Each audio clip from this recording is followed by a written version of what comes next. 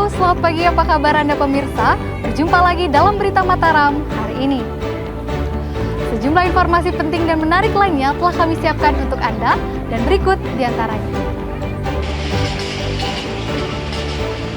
Luapan banjir di Kota Mataram merusak puluhan rumah di sepanjang bantaran kali, bahkan sebuah rumah hanyut terbawa banjir.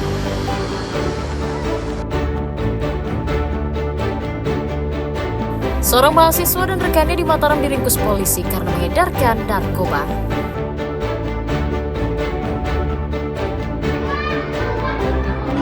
Sukseskan program MBG.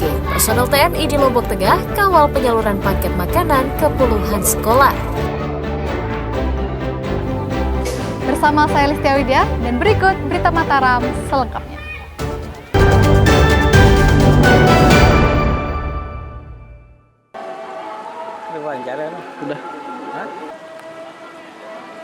Puluhan rumah warga yang berada di bantaran Kali Ancar, Kota Mataram rusak akibat digerus banjir luapan sungai pada Minggu malam lalu.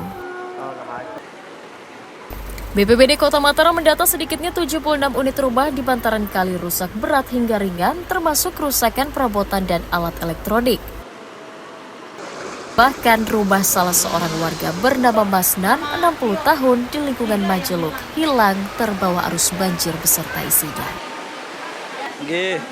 Meskipun telah mendapatkan bantuan pangan dan perlengkapan tidur, warga tetap berharap ada bantuan perbaikan rumah.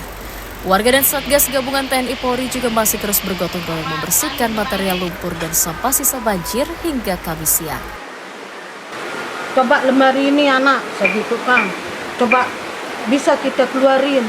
Belum apa-apa, udah air, udah masuk dari sini. Sempat saya keluar masuk, pindahin ini baju ke base camp, bolak-balik. Udah air itu hanyut, kayu itu hanyut, air datang tiba-tiba. Istri saya lari ke sana, saya lari ke sini. Udah hampir, udah pohon kayu kayak begini yang hanyut. Yang hantem, Pak. Badan Penanggulangan Bencana Daerah Kota Mataram mendata sebanyak 34.130 jiwa terdampak banjir pekan lalu. 76 rumah rusak ringan, sedang hingga berat, 2 jembatan rusak, dan 1 jalan terputus. Dari Kota Mataram, Emi Kusuma melaporkan.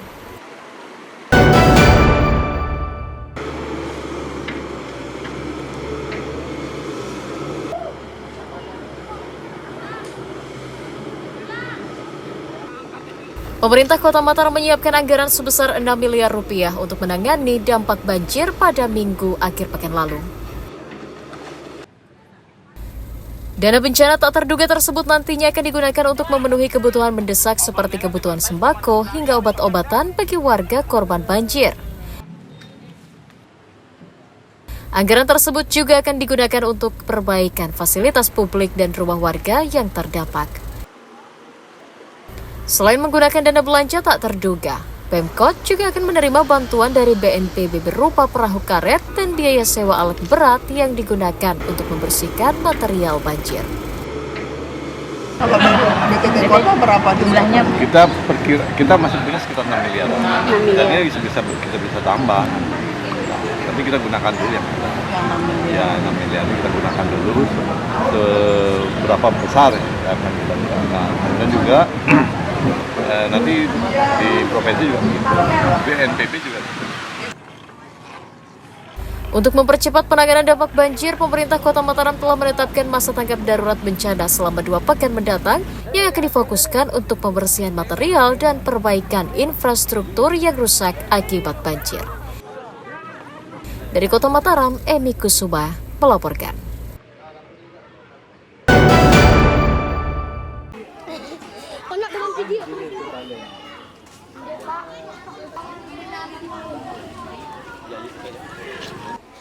Puluhan tahun tidak direnovasi, bangunan Sekolah Dasar Negeri 1 Sengkol, Kecamatan Pujut, Lombok Tengah rusak berat dan butuh perhatian pemerintah. Selain kondisi bangunan yang mulai rapuh di sejumlah sudut, sejumlah atap ruang kelas juga rusak termasuk pintu dan jendela yang lapuk termakan usia. Kondisi itu berdampak pada tidak kondusifnya aktivitas belajar mengajar. Terlebih saat musim hujan, para siswa harus mencari lokasi yang aman karena atap ruang kelas bocor. Ini juga berdampak pada minat orang tua yang enggan mendaftarkan anaknya ke sekolah tersebut, lantaran sekolah yang dinilai tidak layak.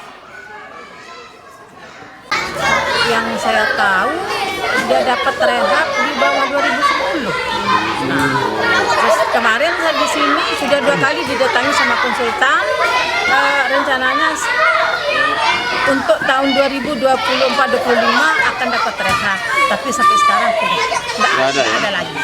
Mudah-mudahan cepat direnovasi. Sudah lama rusak itu?